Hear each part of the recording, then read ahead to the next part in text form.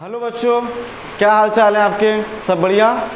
Okay, तो आज के इस लर्निंग वीडियो में हम लोग देखने वाले हैं डिबेंचर के बारे में। ठीक है, जैसे मैंने आप लोगों को बताया था कि जब भी कोई कंपनी अपना बिजनेस शुरू करती है तो उन बिजनेस में होने वाले एक्टिविटीज़ को पूरा करने के लिए यू नीड मनी, आपको पैसा चाहिए। ठीक है, और वो पैसा कंपनी दो माध्यम से लेकर आती है, एक होता है ऑनेड कैपिटल और एक होता है बोरोड कैपिटल। ठीक है, अब ऑनेड कैपिटल मीन्स व्हाट? ठीक है, मतलब कंपनी का खुद का पैसा जो कंपनी शेयर्स के through, plugging back of profit या रिटेन अर्निंग के थ्रू जो अमाउंट रेज किया जाता है उसे कहते हैं हम लोग ऑनेड कैपिटल। ठीक है, और फिर भी आपके कैपिटल की रिक्वायरमेंट अगर पूरी ना हो तो हम कुछ पैसा बोरो करते हैं थ्रू द डिफरेंट एंटिटीज़। हो सकता है कुछ पैसा हम लोग पब्लिक से बोरो करें, हो सकता है कुछ पैसा हम लोग बैंक से बोरो करें, ऐसा डिफरेंट एंटिटीज से आप पैसा बोरो कर सकते हैं, जिसे बोलते हैं बोरोड कैपिटल। तो आज जिस सोर्स की बात हम लोग करने वाले स्टूडेंट्स आपके साथ वो है डिबेंचर। ठीक है, अब देखते हैं कि डिबेंचर होता क्या है और डिबेंचर का कॉन्सेप्ट क्या है। देखिए स्टूडेंट्स, मान के चलिए ये एक पर्सन है मिस्टर ए, ठीक बात है कि नहीं? अब मिस्टर ए क्या है, जॉब करते हैं, इनकी सैलरी है 50,000 रुपीज़ पर मंथ। कितना सैलरी है स्टूडेंट्स इनका? 50,000 रुपीज़ पर मंथ इसका सैलरी है। ठीक है, अब जरा मेरे को आप ये बताइए, ये 50,000 पूरे के पूरे खर्च करता है क्या? नहीं, पूरा का पूरा अमाउंट तो खर्च नहीं करता होगा। ठीक है, फॉर एग्जाम्पल इसका खर्चा है 40,000 rupees per month. This is the expenses and this is the income. ठीक है, 50,000 रुपये इनकम है, खर्चा कितना कर दिया स्टूडेंट्स? 40,000 रुपये। ठीक है, तो बताइए कितना बचा?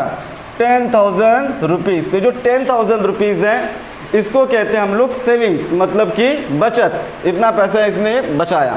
तो बताइए स्टूडेंट्स, पूरे सोसाइटी में, पूरे हमारे कंट्री की अगर हम बात करते हैं तो सिर्फ मिस्टर ए अकेला पर्सन है कि ऐसे बहुत से लोग हैं जिसकी बहुत सी इनकम है, खर्चा करते हैं और कुछ पैसा वो बचा कर रखते हैं अपने फ्यूचर पर्पस के लिए। ठीक है, तो बताइए स्टूडेंट्स, हर व्यक्ति जो अपनी सेविंग्स है, उनकी जो बचत है वो कहाँ पर रखते हैं? ऑब्वियस सी बात है, कहाँ पे रखते हैं? बैंक में। ठीक है, अब बैंक में क्यों रखते हैं? क्योंकि सिक्योरिटी होता है, घर पे गड्ढा खोद के थोड़ी रखते हैं ना, बैंक में रखते हैं हम लोग अपना पैसा। अब बताइए स्टूडेंट्स, बैंक में अगर आप अपना पैसा रखते हैं, आपकी सेविंग्स अगर आप बैंक में रखते हैं तो आपको मिलने वाला जो इंटरेस्ट है वो कितना होता है? बहुत ही लो होता है। ठीक है, तो अभी क्या होगा, इसको बोलेंगे हम लोग एरियाज ऑफ एक्सेस। क्या बोलेंगे हम इसको? Area of access. ठीक है, फिर क्या होता है? बिजनेस एंटिटीज होती हैं, बड़ी बड़ी बिजनेस फर्म्स होती है। तो जितनी भी बिजनेस फर्म्स होती है ना स्टूडेंट्स, ये एक प्रकार का कुआं है, जितना भी पैसा डालो कम है। ठीक है, जितना भी पैसा डालो कम है, आपको कैपिटल की ज़रूरत रहेगी। ठीक है, तो अभी क्या होगा, बिजनेस एंटिटीज अगर बैंक से लोन लेते हैं, कहाँ से लोन लेते हैं? अगर आप बैंक से, तो बिजनेस एंटिटीज को जो रेट ऑफ इंटरेस्ट चुकाना होता है वो कितना चुकाना होता है? 15%। ठीक है, और ये बताइए बैंक जो आपको लोन देती है वो उनका खुद का पैसा होता है क्या? नहीं, वो पैसा होता है जनरल पब्लिक का। जनरल पब्लिक की जो सेविंग्स होती हैं वो पैसा कहाँ रखते हैं? बैंक में, और बैंक वही पैसा क्या देती है? बिजनेस को एज अ लोन देती है। ठीक है, तो बिजनेस एंटिटीज अभी बैंक के पास ना जाकर डायरेक्ट किसके पास आएगी? जनरल पब्लिक के पास, और उनसे कहेगी कि देखिए आप जो अपनी सेविंग्स है, आप जो आपका पैसा है आप कहाँ पे रखते हैं? बैंक में। बैंक आपको कितना इंटरेस्ट दे रही है? 5%, 3%, 4%। ठीक है, हम आपको 12% इंटरेस्ट देंगे। ये किसने ऑफर किया स्टूडेंट्स? बिजनेस कंपनीज ने। किसे? जनरल पब्लिक को। तो बताइए पब्लिक, एज अ पब्लिक आपको कोई दिक्कत होगी? 4% की जगह आपको कितना मिल रहा है? 12%। लेकिन देखिए इसमें एक फैक्टर आता है रिस्क का। कौन सा फैक्टर आता है? रिस्क का। क्यों? क्योंकि अगर हम बैंक में पैसा रखते हैं तो हम लोग बहुत ही सिक्योर फील करते हैं, बट अगर वही पैसा हम कंपनीज को देते हैं एज अ लोन तो हमारा जो सिक्योरिटी है, जो हम सिक्योर फील कर रहे थे वो नहीं कर पाएंगे। इसीलिए क्या होता है, जनरल पब्लिक बिजनेस एंटिटीज से एविडेंस मांगती है कि हमने आपको पैसा उधार दिया है, ये बात हमें आप एक पीस ऑफ पेपर पे लिख कर दीजिए, है ना, एक कागज़ के टुकड़े पे हमको ये बात लिख कर दीजिए कि हमने आपको कुछ पैसा उधार दिया है और आप इसके ऊपर हमें इंटरेस्ट पे करने वाले हैं। ठीक है, तो ये पीस ऑफ पेपर पे ये कंपनी में सब एग्रीमेंट बन जाएगा। इसी पीस ऑफ पेपर को बोलते हैं स्टूडेंट्स हम लोग डिबेंचर। क्या बोलते हैं? डिबेंचर। Debenture means what?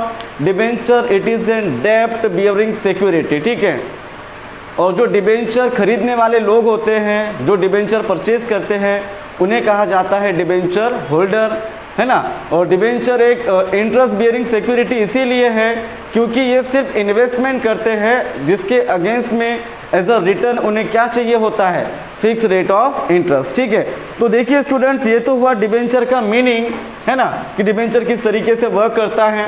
अभी हम लोग देखने वाले हैं फीचर्स ऑफ डिबेंचर। ठीक है, मीनिंग क्लियर हो गया स्टूडेंट्स? ठीक है, मीनिंग क्लियर हुआ आप लोगों का? अभी देखने वाले हम लोग फीचर। ठीक है, तो देखिए फर्स्ट जो पॉइंट आपके सामने आ रहा है वो पॉइंट है आपका प्रॉमिस।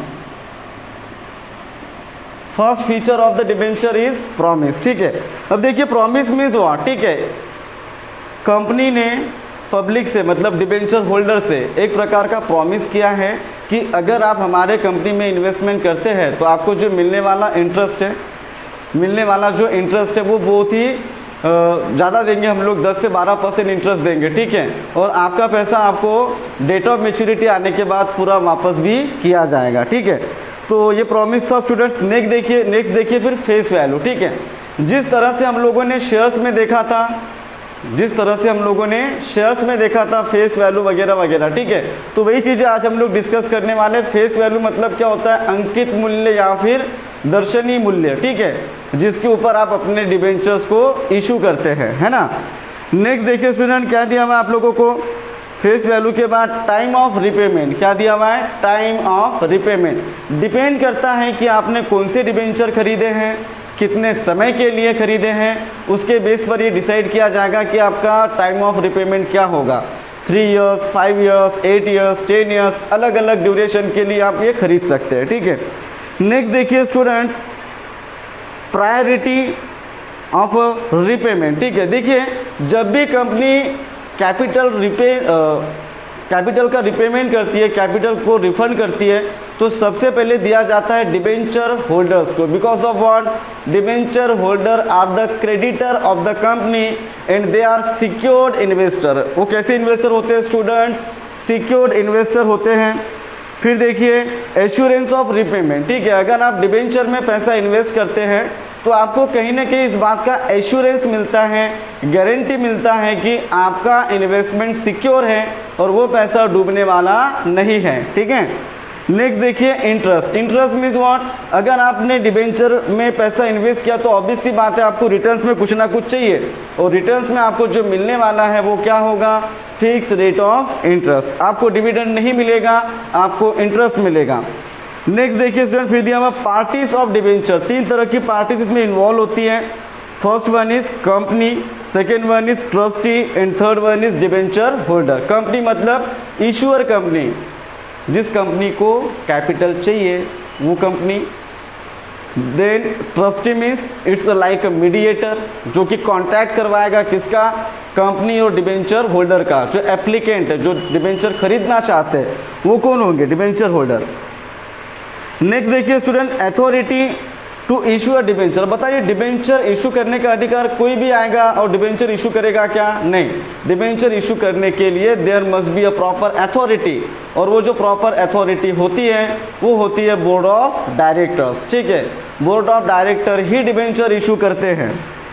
नेक्स्ट देखिए status of debenture holder. Debenture holder company के क्रेडिटर्स होते हैं। ठीक है, क्योंकि ये सिर्फ इन्वेस्टमेंट करते हैं, पैसा दे देते हैं और चद्दर ओढ़ के घर पे सो जाते हैं। ठीक है, इनको मतलब सिर्फ किस चीज़ से है? इंटरेस्ट से। आपको प्रॉफिट हुआ, लॉस हुआ, इससे इनको कोई भी मतलब नहीं है। फिर देखिए स्टूडेंट्स, नो वोटिंग राइट्स। इनके पास किसी भी तरह के कोई भी वोटिंग राइट्स नहीं होते हैं। फिर दिया हुआ सिक्योरिटी। सबसे सिक्योर्ड इन्वेस्टमेंट अगर दुनिया में कोई है तो वो है डिबेंचर का। ठीक है, क्यों? क्योंकि इनका पैसा कंपनी कभी भी डुबा नहीं सकती। फिर दिया हुआ है इशूअर्स। ठीक है, इशूअर्स मीन्स व्हाट? जो कंपनी डिबेंचर इशू करती है उसे इशूअर कंपनी कहते हैं।